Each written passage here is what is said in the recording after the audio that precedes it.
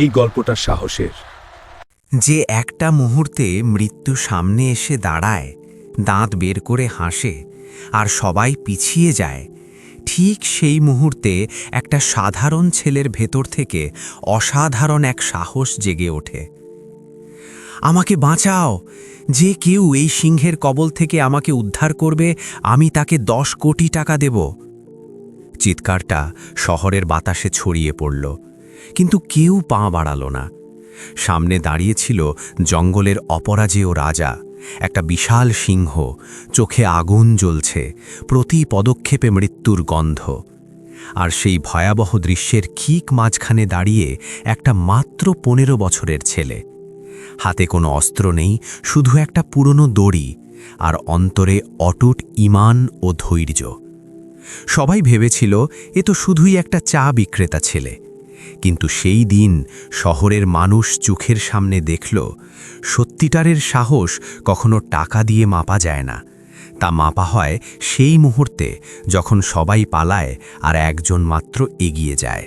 সকাল ঠিক 5টা বাজে। শহর তখনও পুরোপুরি জেগে ওঠেনি, তবে রেলওয়ে স্টেশনের সামনের রাস্তায় জীবনের ছন্দ ফিরে এসেছে। ঠেলাগাড়িগুলো সার বেঁধে দাঁড়াচ্ছে, খবরের কাগজ বিলি হচ্ছে, আর সেই সকালের ভিড়ের এক কোণে ছোট্ট একটা চায়ের স্টল। জংধরা একটা চাকা সামান্য হেলে দাঁড়ানো, উপরে ঝুলছে একটা তক্তা, যার উপর কালো কালিতে লেখা ইউসুফ চাওয়ালা।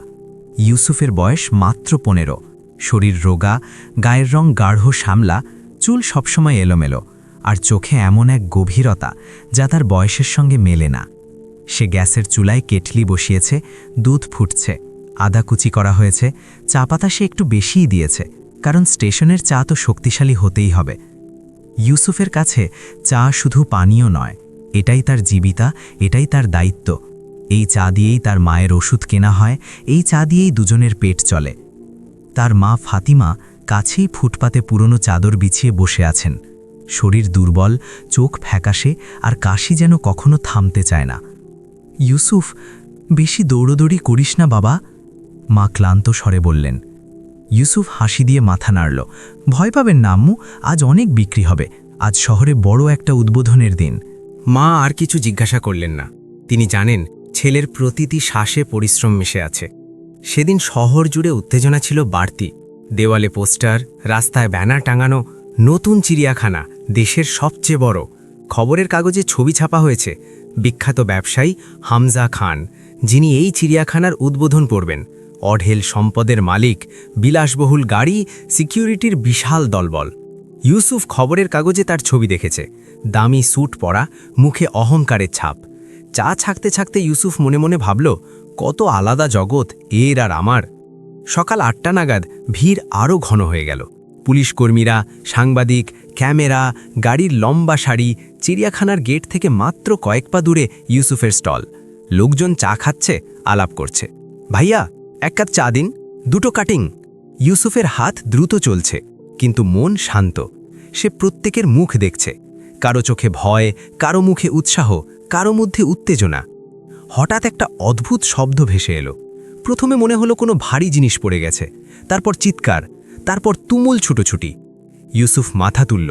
চিড়িয়াখানার দিক থেকে মানুষ দৌড়ে আসছে, কারো জুতো খসে পড়েছে, কেউ হোঁচট খেয়েছে, কেউ চেঁচাচ্ছে, সিংহ, সিংহ বাইরে বেরিয়ে এসেছে। ইউসুফের বুক ধক করে উঠল। সে প্রথমবার এমন আতঙ্কের দৃশ্য দেখল। আর ঠিক তখনই তার চোখ পড়ল সিকিউরিটির ঘেরাওয়ের মাঝে দাঁড়িয়ে আছেন হামজা খান, মুখ ফ্যাকাশে, আর তার সামনে কয়েক হাত দূরে একটা প্রকাণ্ড সিংহ, খোলা, মুক্ত, চোখে আগুন, প্রতি পদক্ষেপে মৃত্যুর ছায়া। ভিড় পিছিয়ে গেছে, পুলিশ স্তব্ধ, কেউ এগোচ্ছে না। হামজা খান চিৎকার করে উঠলেন, যে কেউ আমাকে বাঁচাবে, আমি তাকে 10 কোটি টাকা দেব। ইউসুফের আঙুল চায়ের গ্লাসে শক্ত হয়ে গেল। সে মায়ের দিকে তাকালো, তারপর সিংহের দিকে। আর এখান থেকেই শুরু হলো সেই অবিশ্বাস্য ঘটনা যা এই শহর কোনোদিন ভুলবে না। ইউসুফ প্রথমবার জীবনে ভয়কে এত কাছ থেকে দেখল। সেই ভয় যা শুধু চোখে নয়, পুরো পরিবেশে ছড়িয়ে পড়ে। হাওয়া যেন থেমে গেছে, শব্দ হঠাৎ চুপ হয়ে গেছে। সিংহ মাটিতে ধীরে ধীরে এগোচ্ছে, প্রতিটি পা ভেলায় তার শক্তিশালী দেহ ফুলে উঠছে, লেজ হালকা নড়ছে, চোখ সোজা হামজা খানের দিকে।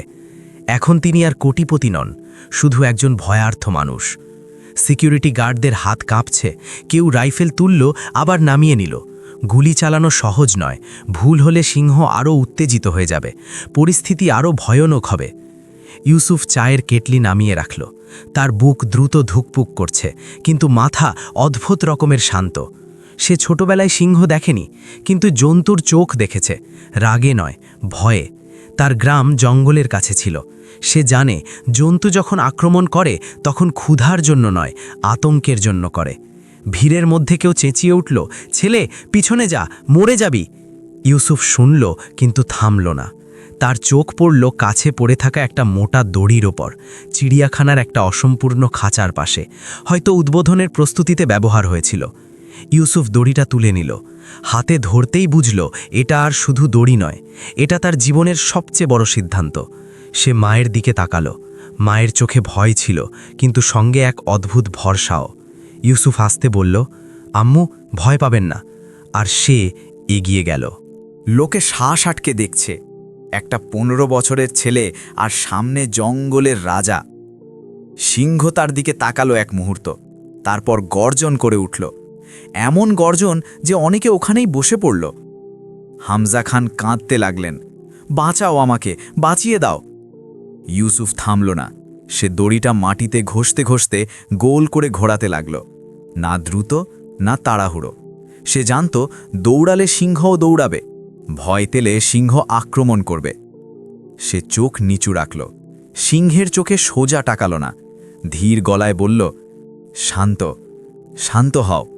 পিছন থেকে কেউ চেঁচালো, পাগল হয়েছে নাকি, সিংহের সঙ্গে কথা বলছে। কিন্তু সিংহ থেমে গেল, মাত্র 1 সেকেন্ডের জন্য। সেই 1 সেকেন্ডে ইউসুফ দড়িটা মাটিতে ছড়িয়ে দিল আর নিজেকে সিংহ আর হামজা খানের মাঝখানে দাঁড় করিয়ে দিল। এখন সিংহের দৃষ্টি শুধু ইউসুফের ওপর, আর হামজা খান জীবন মৃত্যুর মাঝে কাঁপছেন। পরের মুহূর্তে কি হবে কেউ জানত না। শহরের শ্বাস আটকে গেছে, আর গল্প এখন তার সবচেয়ে বিপজ্জনক মোড়ে পৌঁছে গেছে। ইউসুফ আর সিংহের মাঝে এখন বেশি দূরত্ব নেই, মাত্র কয়েক কদম, কিন্তু সেই কদমগুলোতে জীবন আর মৃত্যুর পার্থক্য। সিংহের শ্বাস দ্রুত, বুক ওঠানামা করছে, মুখের কাছে ফেনা জমেছে। এটা ক্ষুধা নয়, এটা আতঙ্ক। ইউসুফ তা বুঝে গেছে। তার হাতে দড়ি আছে, কিন্তু সে খেলেনি। সে আগে সিংহকে দেখল, তারপর চারপাশের পরিবেশ। চারদিকে শোরগোল, কিন্তু কাছে এলে মনে হয় সব শব্দ দূরে সরে গেছে। এখন শুধু সে আর সামনে জন্তুটা। ইউসুফের মনে পড়ল তার গ্রামের কথা। একবার খেতে একটা বেকাবু ষাঁড় ঢুকেছিল। লোকে লাঠি নিয়ে তাড়াতে গিয়েছিল, কিন্তু ষাঁড় আরও উত্তেজিত হয়ে উঠেছিল। তখন তার বাবা বলেছিলেন, জন্তুকে তাকাত দিয়ে থামানো যায় না, তাকে থামায় ভরসা আর ধৈর্য দিয়ে। ইউসুফ ঠিক তাই করল। কাঁধ ঢিলে করে দিল, গভীর শ্বাস নিল, সামান্য ঝুঁকল। এই ঝোঁকা ভয় নয়, চ্যালেঞ্জও নয়, এটা সম্মান। সিংহ আবার গর্জন করল, এবার আরও কাছে। অনেকে চোখ বন্ধ করে ফেলেছে, কেউ কেউ মোবাইলে ভিডিও করছে, কিন্তু হাত কাঁপছে। হামজা খান ঘুটনোর ওপর বসে পড়েছেন, ঠোঁট কাঁপছে, কিন্তু আওয়াজ বেরোচ্ছে না। ইউসুফ ধীরে ধীরে দড়িটা হাওয়ায় ঘোরাতে লাগল। কোনো তীব্র নড়াচড়া নেই, শুধু একটা গোলাকার চক্কর। দড়ির শব্দে সিংহের দৃষ্টি আকৃষ্ট হল। তার চোখ দড়ির ওপর গেল। এটাই সুযোগ। ইউসুফ দড়িটা মাটিতে ফেলল, এমনভাবে যাতে সিংহের সামনে একটা অর্ধচন্দ্রাকার হয়। তারপর সে নিজে 2 কদম পিছিয়ে গেল। সিংহ থেমে গেল। সে এগোতেও পারত, কিন্তু থামল, কারণ সামনে আর আক্রমণ দেখছে না, সামনে রাস্তা দেখছে। ইউসুফ ধীর গলায় বলল, পিছনে যা, শান্ত হয়। কেউ বুঝতে পারল না সে কি করছে, কিন্তু সিংহ 1 কদম পিছিয়ে নিল। ভিড়ে হল্লা উঠল, পিছনে গেল। ইউসুফ দড়িটা আবার সামান্য উঁচু করে ধরল আর নিজে সরে গেল, সিংহকে রাস্তা করে দিল। ভয় থেকে নয়, নিয়ন্ত্রণ থেকে। সিংহ মাথা ঘুরিয়ে চারদিক দেখল, তারপর ধীরে ধীরে সেই দিকে এগোতে লাগল যেদিক থেকে এসেছিল। ইউসুফ তার সঙ্গে সঙ্গে চলতে লাগল, দূরত্ব বজায় রেখে, দড়িকে শুধু ইশারা হিসেবে ব্যবহার করে। প্রতি কদমে লোকে শ্বাস ছাড়ছে, প্রতি কদমে ভয় কমছে। সিংহ এখন হামজা খানের থেকে অনেক দূরে। প্রথমবার সবার মনে হলো, হয়তো এই ছেলেটা সত্যিই পারবে। সিংহ এখন ইউসুফের সামান্য সামনে চলছে, ধীর পদক্ষেপ, সতর্ক চাল। তার চালে আর আক্রমণ নেই, শুধু বাসস্থান খোঁজার অস্থিরতা। ইউসুফ জানত এটাই সবচেয়ে বিপজ্জনক মুহূর্ত, যখন জন্তু পিছু হাঁটে কিন্তু পুরোপুরি শান্ত হয় না। চিড়িয়াখানার ভাঙা গেট এখন স্পষ্ট দেখা যাচ্ছে। সেখান থেকেই সিংহ বেরিয়েছিল। ভেতর থেকে কর্মীদের আওয়াজ আসছে, কিন্তু কেউ কাছে আসার সাহস পাচ্ছে না। ইউসুফ পিছনে তাকালো। হামজা খান এখনও মাটিতে বসে, মুখে লজ্জা, ভয় আর স্বস্তি মিশে আছে। ইউসুফ থামল না, শুধু বলল, নড়বেন না। তার কণ্ঠে আদেশ নেই, ভরসা আছে। হঠাৎ সিংহ থেমে গেল, কান পিছনে গেল, লেজ দ্রুত নড়তে লাগল। কিছু একটা গোলমাল। ইউসুফ দেখল একজন পুলিশ অফিসার ভয়ে রাইফেল তুলছে। ইউসুফ চেঁচিয়ে উঠল, গুলি করবেন না! কিন্তু আওয়াজ ভিড়ে মিশে গেল। সিংহ রাইফেলের চকচকে দেখে ফেলেছে। তার শরীর শক্ত হয়ে গেল, মাংসপেশি টান টান। এখন যদি একটা গুলিও চলে, তাহলে সিংহ ঘুরে আক্রমণ করবে, আর প্রথম শিকার হবে ইউসুফ। ইউসুফ আর না ভেবে দড়িটা মাটিতে ফেলে দিল আর 2 হাত উঁচু করে দিল। খোলা হাত, খালি হাত।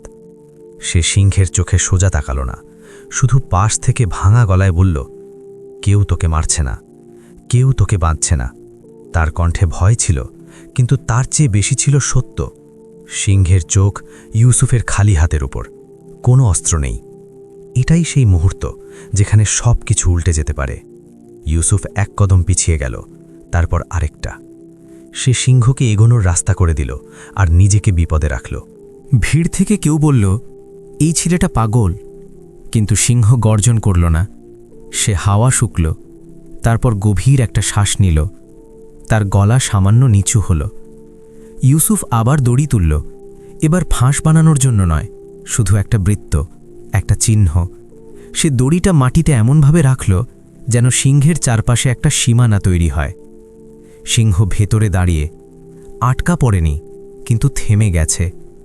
চিড়িয়াখানার প্রশিক্ষকরা এখন কাছে আসতে শুরু করেছে, জাল, ডার্টগান, ব্যারিয়ার। ইউসুফ পিছনে না তাকিয়েই বলল, আস্তে, এখনো না। সবাই থেমে গেল, কারণ সেই মুহূর্তে চিড়িয়াখানার সবচেয়ে বড় জন্তুটা একটা চা বিক্রেতা ছেলের শ্বাস প্রশ্বাসের ছন্দে দাঁড়িয়ে, আর প্রথমবার ভয়ে হাঁটছে।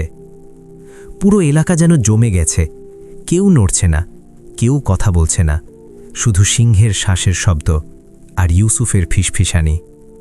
চিড়িয়াখানার সিনিয়র প্রশিক্ষক হাতের ইশারায় টিমকে থামালেন। ডার্টগান নামিয়ে দেওয়া হলো। জাল ধরে থাকা লোকেরা দাঁড়িয়ে গইল। সবাই বুঝে গেছে, এই মুহূর্তে একটুও তাড়াহুড়ো হলে সব শেষ।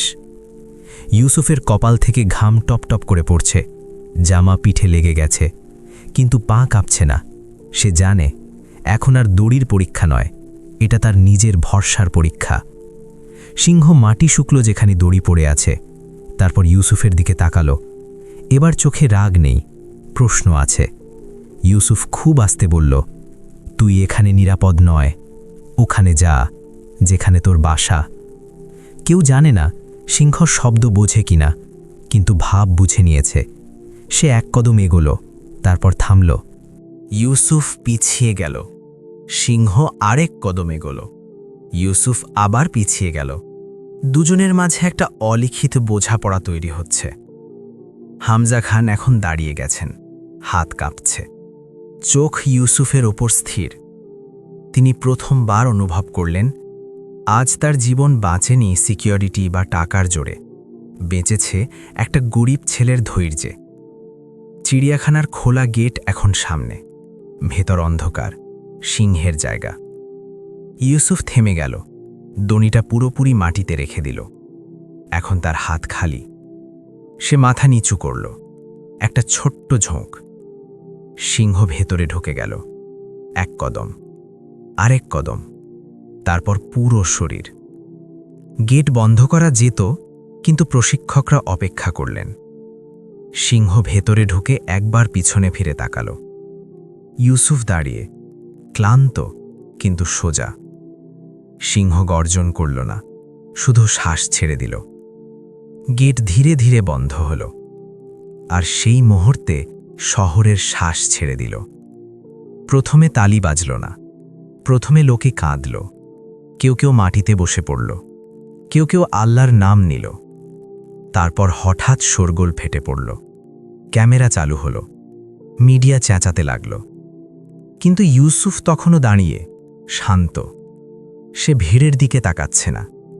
তার চোখ দূরে ফুটপাতে বসা মা ফাতিমার দিকে। আর মায়ের চোখে আজ প্রথমবার ভয় নেই। তালির শব্দ এখন আকাশ ছুঁয়ে যাচ্ছে। লোকে ইউসুফের নাম জানে না, কিন্তু তাকে দেখছে। ছেলেটা করে দেখিয়েছে। এই ছেলেকে, ক্যামেরা এদিকে। মিডিয়ার ভিড় তার দিকে ছুটে এলো, মাইকে গিয়ে এলো, ক্যামেরা জুম করল। কিন্তু ইউসুফ এক কদম পিছিয়ে গেল। তার কাছে এসব অদ্ভুত লাগছে। তার দুনিয়া এত দ্রুত নয়। হামজা খান, যার নাম শহরের শক্তির প্রতীক, ধীরে ধীরে ইউসুফের কাছে এলেন। এখন তার সঙ্গে না অহংকার, না শোরগোল। তিনি কাঁপা হাতে ইউসুফের কাঁধে হাত রাখলেন। তুই না থাকলে। তার কণ্ঠ ভেঙে গেল। ইউসুফ কিছু বলল না। সে শুধু মায়ের দিকে তাকিয়ে। হামজা খান সবার সামনে বললেন, আমি বলেছিলাম যে আমার জীবন বাঁচাবে তাকে 10 কোটি দেব। ভিড়ে নিস্তব্ধতা নেমে এলো। ফাতিমা ঘাবড়ে গেলেন। তিনি উঠে এগিয়ে এলেন। না সাহেব, আমার ছেলে। হামজা খান কথা থামিয়ে দিলেন। এটা শুধু টাকার কথা নয়। তিনি পকেট থেকে ফোন বের করলেন, কাউকে কল করলেন। এক্ষুনি ট্রান্সফার শুরু করো। আর শোন, এই ছেলে আর তার মায়ের চিকিৎসা, বাড়ি, পড়াশোনা সব আমার দায়িত্ব। লোকের মনে হলো এটা কোনো সিনেমার দৃশ্য। ইউসুফ প্রথমবার সোজা হামজা খানের চোখে তাকালো। খুব শান্ত গলায় বলল, সাহেব, আমি সিংহকে থামাইনি টাকার জন্য। হামজা খান চুপ হয়ে গেলেন। ইউসুফ বলতে থাকল, আমি থামিয়েছি কারণ যদি আপনি মারা যেতেন তাহলে আম্মু রোজ বলতেন তুই সেখানে ছিলি, তবু কিছু করলি না। কয়েক সেকেন্ড কেউ কথা বলল না। তারপর হামজা খান ধীরে ধীরে মাথা নিচু করলেন। আজ তুই আমাকে শুধু জীবন দিসনি, তুই আমাকে মানুষ বানিয়েছিস। সেদিন 10 কোটির ঘোষণা হলো, কিন্তু তার চেয়েও বড় কিছু বদলে গেল। ইউসুফের স্টল সরানো হলো না।